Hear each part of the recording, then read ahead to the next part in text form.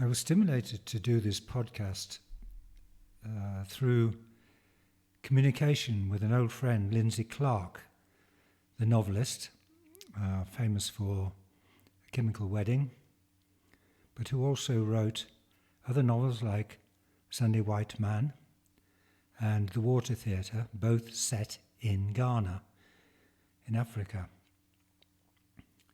And it made me think about the strange series of events, kind of links in the chain, which drew me to Ghana in a most extraordinary way. It happened over quite a long time, and I'm going to recount some of the links in that chain in my podcast.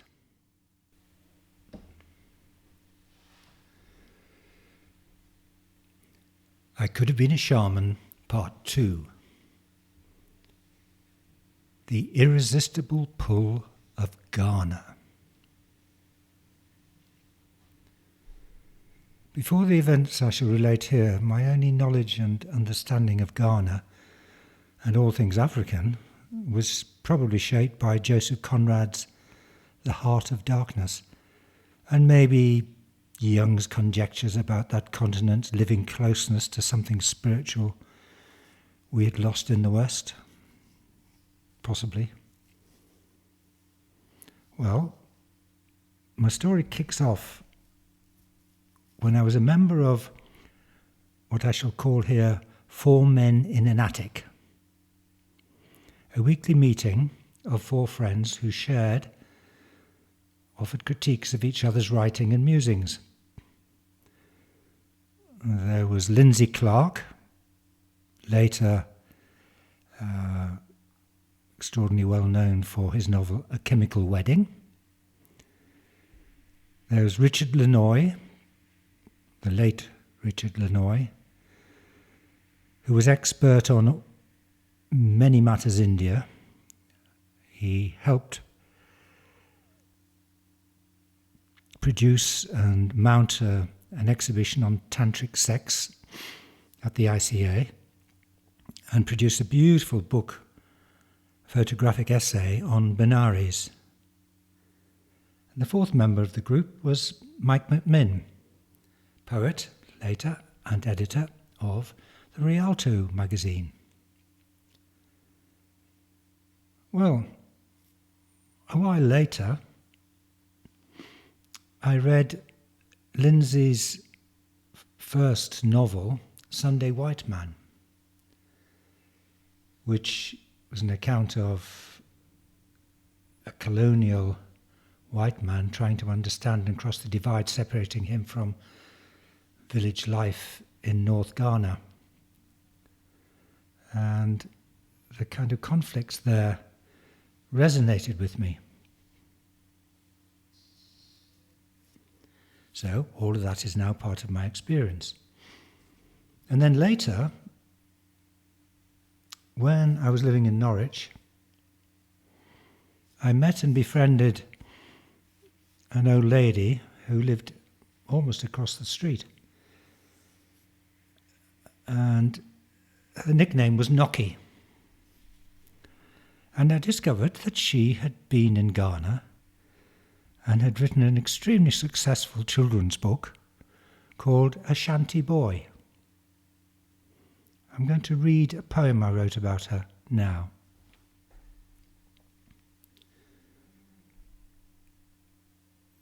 Letting Go Africa.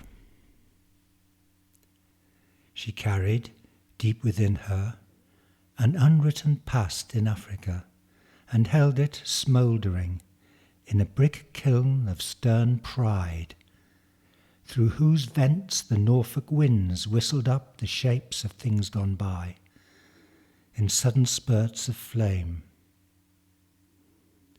Halfway through her second book, Noki died, Ghana gripped in a final writer's block. She'd walked these grey brick Norwich streets, beneath the gathering charge of swallows, pulling shopping, her grey hair awry, like any other of our heavy-ankled folk, stumping out of life. Yet behind her slightly butty eyes no dementia hid, nor interminable lists of trivia. But Africa, dipped by pen and pressed against each page, dark and bleeding still, Africa behind the still net curtains and heavy bolted blankness of her house, Africa silent in the eyes of her cat, stiffly waiting at the window.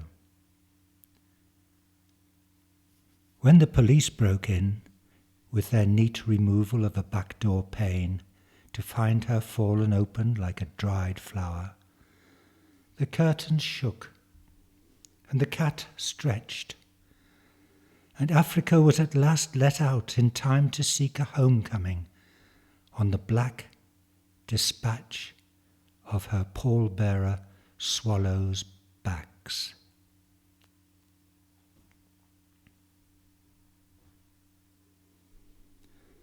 So later still, my son Joseph, who is a keyboardist in a variety of groups, was asked to play with a band called the Kete Warriors, reformed by Mac Tonto from Osibisa members. And he toured both in the UK and then in Ghana.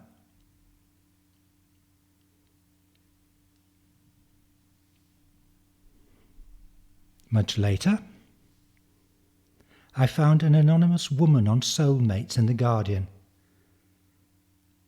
The fact that Joseph had been there for several weeks made me write to her, in the spirit of a pen friend rather than anything more serious. She posted no picture or other identifying details, except that she was in Accra, and the very name Accra was lit up to me amongst all the other information on the site. She left her post up for 4 days in total. But somehow I linked to it in those 4 days. And pen friend turned out to be much more serious. And we eventually married in Ghana. And I lived there for 5 years. Oh, I have many stories. But it is where I wrote the 3rd book in the Azimuth trilogy, and a couple of novels too. So all these links in a strange chain crossing my biography. Interesting, don't you think?